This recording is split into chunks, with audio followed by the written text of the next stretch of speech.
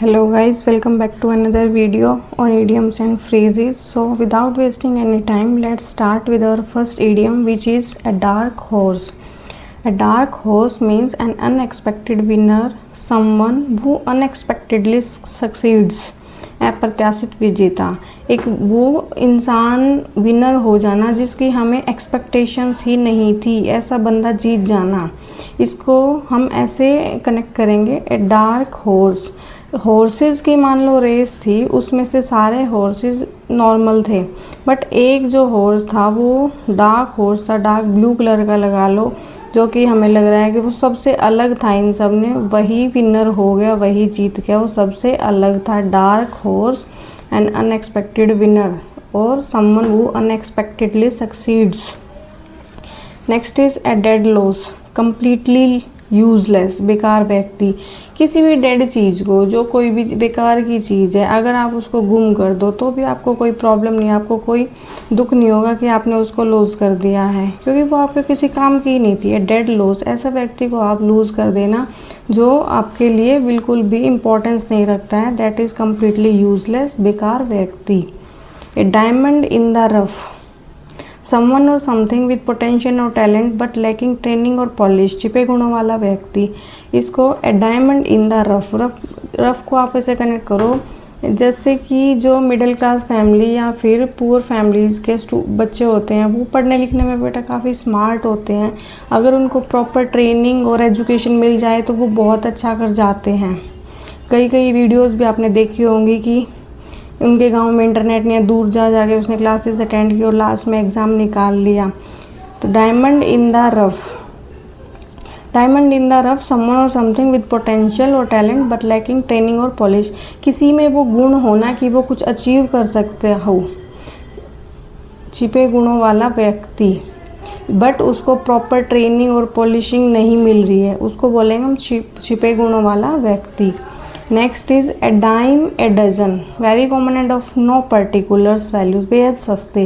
जैसे कि मान लो कि डजन को हम कनेक्ट करेंगे बनाना से, जो बनाना है वो हमें डजन के हिसाब से मिलते हैं, वो कॉमन है, वेरी कॉमन है, तो बहुत ही कॉमन चीज़ है, ये बेहद सस्ते हैं अकेले, हम इसको ऐसे ही कनेक्ट करेंगे। डाइम ए डजन, ये तो कॉमन चीज़ है, हमारे यहाँ हर जगह मिलती है और सस्ती है, तो बेहद सस्ते। ए dogs breakfast, a total mess, अव्यवस्था। इसको आप डॉग के ब्रेकफास्ट से ही कनेक्ट करना। जैसे कि गांव वगैरह में डॉग्स रखते हैं, उनको घर पे ही खाना देते हैं, ऐसे लस्सी दूध, जब वो खाते पीते हैं तो वो उधर बिखेर देते हैं खाते टाइम, तो वो टोटल मैस क्रिएट कर देते हैं, फिर उसको साफ़ करना पड़ता है। Dog's breakfast, a total mess, अव्यवस्था। A drop in a bucket, a very small part of something big और फुल, बहुत कम। A drop in a bucket, एक बकेट में अगर आप एक ड्रॉप डालोगे तो वो आपको दिखेगा, सिग्निफिकेंट अमाउंट में आपको वाटर दिखेगा, नहीं दिखेगा। तो बकेट में एक ड्रॉप की यानी कि बहुत कम पानी है, बिल्कुल ही कंपैरिजन करोगे वो आप ड्रॉप आप देख ही नहीं पाओगे कि पानी उसमें है या नहीं है, आपके लिए नेग्लिजिबल ही होगा। तो drop in a bucket means very small part of something big और वूल।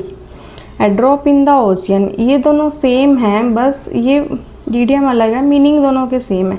Drop in the ocean, ocean में बहुत ज़्यादा पानी होता है और उसमें आप एक ड्रॉप भी डालोगे तो भी ओशियन पे कोई इफेक्ट नहीं आने वाला है। Very small amount compared with what is needed और एक्सपेक्टेड, बहुत कम। नेक्स्ट हम देखते हैं ए ड्राई रन, इसको आप ऐसे ही याद कर लेना, इसकी कोई ट्रिक मुझे एक्चुअली में मिली ही नहीं। A dry run, rehearsal of an event, कोई भी कंपटीशन होता है या फिर स्कूल्स में जब भी कोई फंक्शन होता था तो फंक्शन से पहले वहाँ पे हमें रिहर्सल कराया जाता था। तो dry run, rehearsal of an event, किसी भी इवेंट के होने से पहले जो होता है वो रिहर्सल, फाइनल डे से पहले जो भी तैयारी की जाती है वो ड्राई रन होता है, रिहर्सल होता है।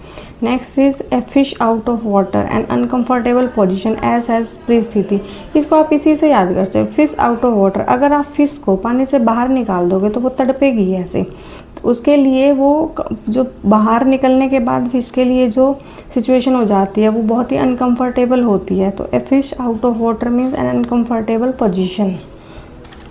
And the last one is a fly on the wall, an unperceived observer, चोरी छिपे देखने वाला व्यक्ति है। फ्लाई ऑन द वॉल, मतलब रूम में है कोई और जब कोई चुपके से ऐसे बिना नज़रों के सामने आए सुनता है या देखता है, उसको हम ऐसे बोलते हैं अनपरसीव्ड observer.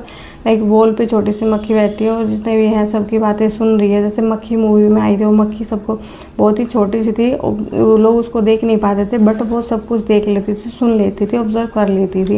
A fly on the wall and unperceived observer. तो ये आज हमारे 10 ईडियम्स और फ्रेज थे आज के। कल वीडियो मंडे को आ नहीं पाई थी क्योंकि थोड़ी तबीयत का मुझे इशू था, इस वजह से आज ये आप 10 हैं। आप धीरे धीरे ऐसे ही याद करते रहिए और वीडियोस को लाइक करते रहिए। सो तब तक के लिए बाय बाय।